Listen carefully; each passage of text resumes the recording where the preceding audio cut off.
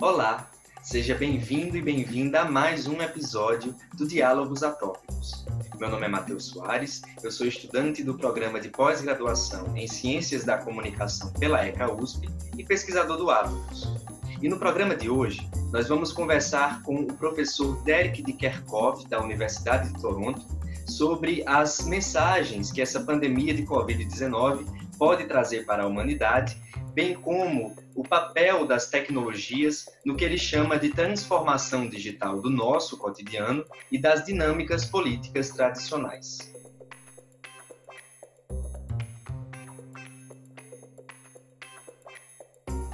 So, we're now in a lockdown situation. It never has happened in the world before. Some countries have been in it for 3 months.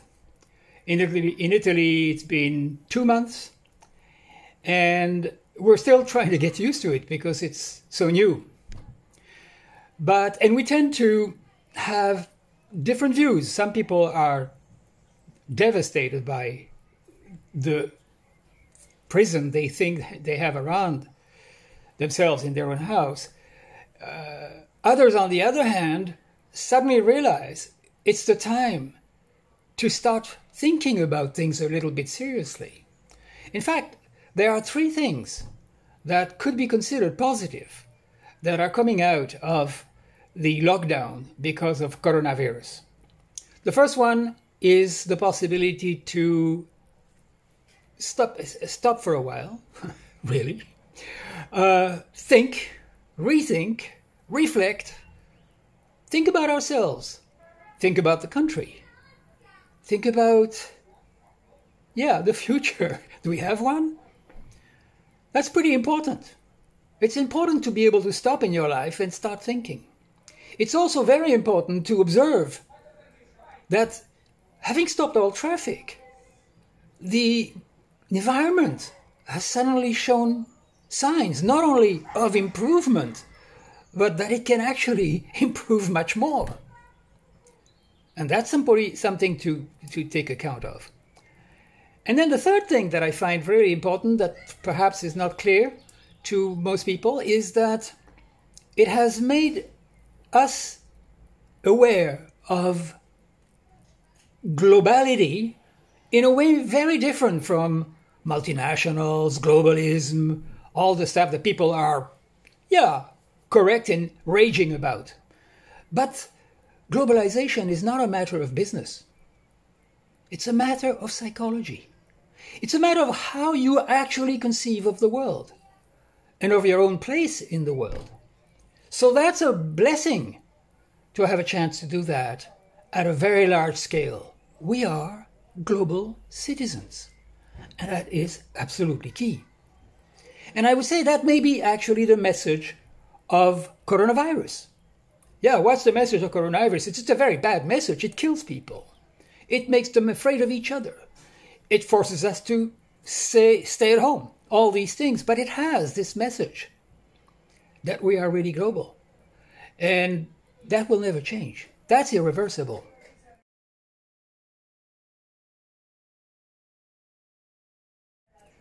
So the other thing which is interesting is that climate change and COVID-19 seem to work in parallel. And in fact, both deal with vaccination.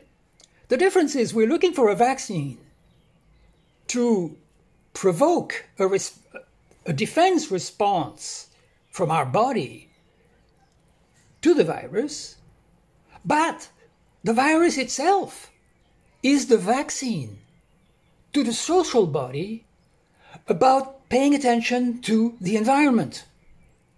That's what it is.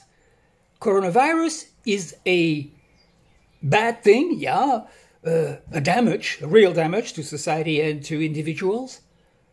And of course to the economy. Well, that's the least of all the problems. Well, I shouldn't say that. It's not the least of the problems, but it's certainly not as important as the climate change, and that is something people should know. But it's the damage that actually offset the greater danger. Until now, until we were stopped in our tracks, we were rushing to die, rushing to actually a slow death, painful death of climate change. Okay, might have taken 20 years, might have taken 40, but it was taking that time. We were actually really going there. So what we can expect from coronavirus as a stimulus for vaccination is to get the silly governments, and God knows we have silly governments, of this human presence in the world to soften the impact of our economy. The way we have dealt with all the warnings that have been given to us over and over again since the late 60s. There were marches to save the environment. There were books written about it. And nobody paid more attention then than they do now. And nobody is paying more attention now than they did then. As if it really wasn't happening, but it is happening. So something, that could make us more human to suddenly pay, if we actually treated the environment and the whole of life on Earth. Don't kill the next bug, let it live. It's a miracle. Okay, I'm not a Jain, which is a religion in India that actually, treats life with great respect. And I would be if I was in India. I think life needs great respect. But what I'm trying to say is that the capitalism sort of worked. It went along with democracy. It did generate wealth and it did generate innovation and it did also good things, but its excesses are destroying the planet. So I'm not going to be anti-capitalist, I'm not going to be communist, none of that, or socialist. No ideology, simply that when capitalism is pushed to its extreme, which is what's happening and has happened now, that's when it becomes really dangerous. And it is exactly that we have to stop.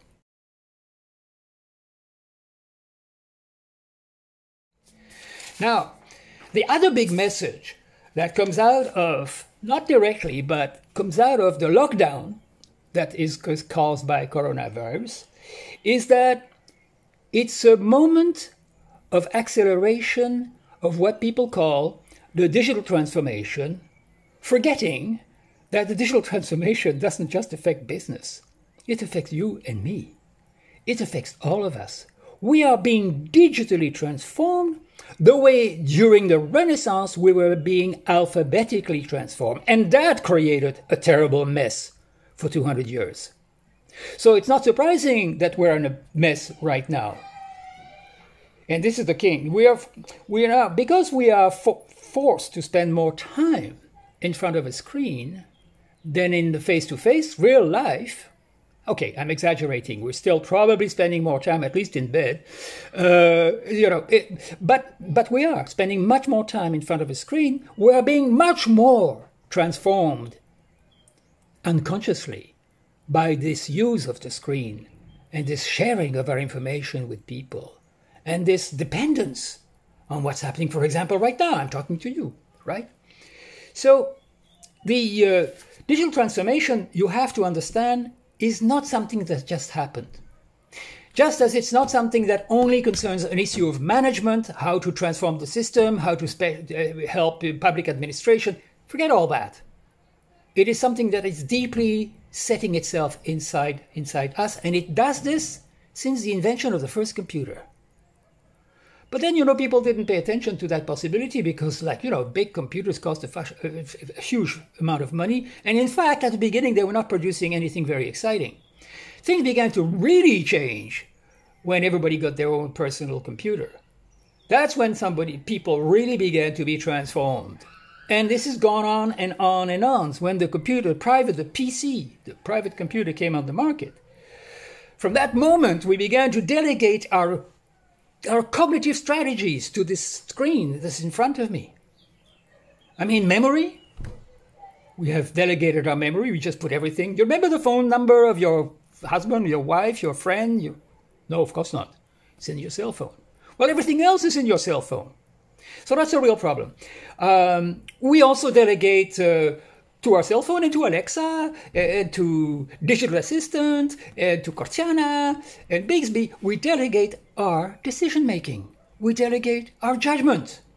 So it's not surprising that as they have evolved further in providing us with a planetary memory, think Wikipedia, think Google, think everything that goes on there. It's amazing the stuff we have. It also proceeds then, this happened since Wikipedia, since Google, but then after, it went much further than that. It proceeded to use algorithms to make decisions for us, to make judgment, verdicts, sentences, diagnostics, planning, managing, all of these things, because they are much wiser than the best of us put together. They know much more. They have access to analysis in a way that no big head can possibly hope for. So that's something that, well, it's hard to say where it's positive, negative. It's always very difficult to just make a decision about these sort of things in terms, while you are just in it. We're like the fish in water, and so the fish knows nothing about water. We're in the digital world, and we don't realize how much it is in us as well. So that's a problem.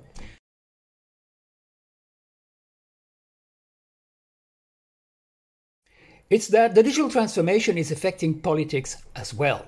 Now, we can say that we know that, yeah, right, Cambridge Analytica has actually allowed us to have the mess with the United States and the mess with the United Kingdom, and all the thing that's united is being disunited by, Cambridge Analytica. Well, yes, that was one thing. But the point is, the real maturation of the digital transformation is not just there. It's, for example, in China.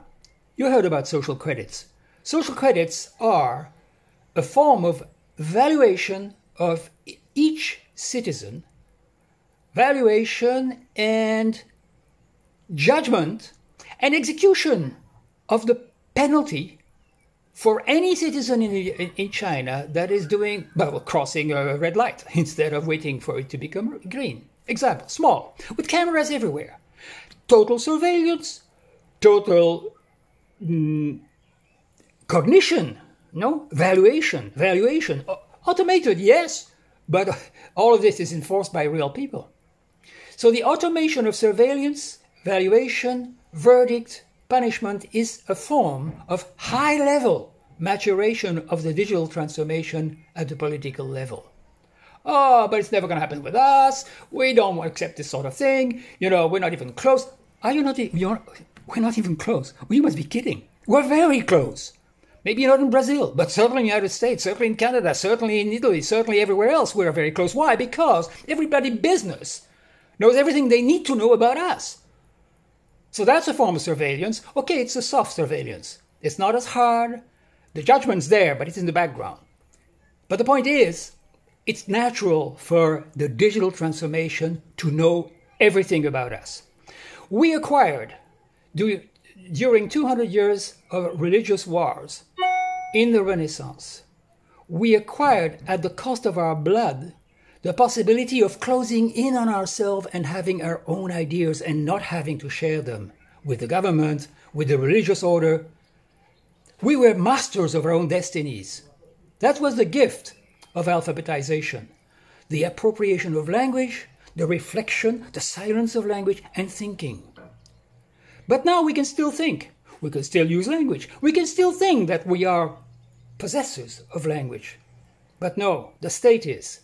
Your intellectual consciousness, your privacy as a person is now being co-opted by governments and business. And it is in a way that is softer and it takes longer than the Chinese way. But if you think you can escape surveillance, think again. Under governments, and particularly the one that you have now, surveillance is going to come way faster than anywhere else. So good luck and good night.